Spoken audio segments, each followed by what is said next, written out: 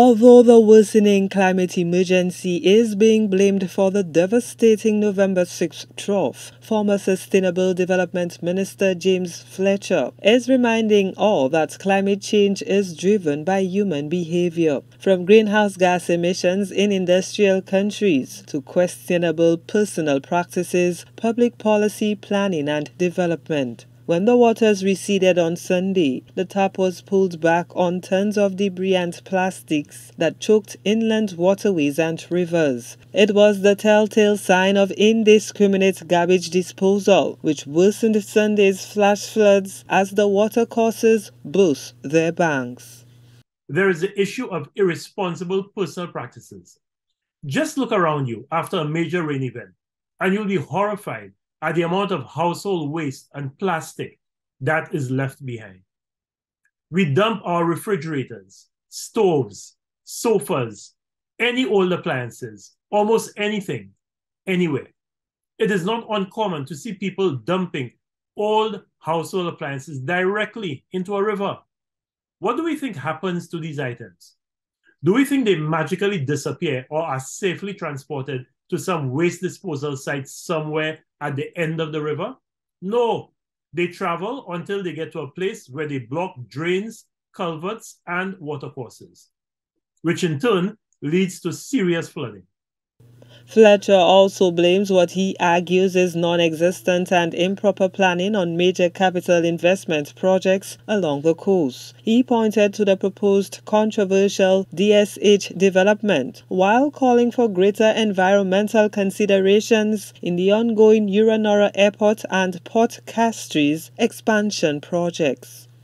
Both Hurricane Thomas and the Christmas Eve trough caused the closure of Uranora International Airport because the Latuni River, which used to go across the runway, that's the Uranora International Airport runway, before it was retrained, burst its banks and flooded the runway. Yet, we entertained recreating the Palms of Dubai in the same general area. By the end of this century, the Pearl of the Caribbean would probably have been the lost Pearl of the Caribbean, you know, like the lost city of Atlantis, submerged under at least 1 meter of water. More recently, we have heard of plans to redevelop Port Castries. But this port is only 1.5 meters above mean sea level. When the mangroves were removed in Gantas Bay and replaced with a concrete wall, the entire area was made significantly more vulnerable to sea level rise. Again, another example of poor, uninformed planning. Moreover, the former Sustainable Development Minister posits that successive policymakers have also failed to devise and implement proper planning and policy prescriptions to mitigate the ill effects of adverse weather and climate change. Government agencies are also major culprits in this regard.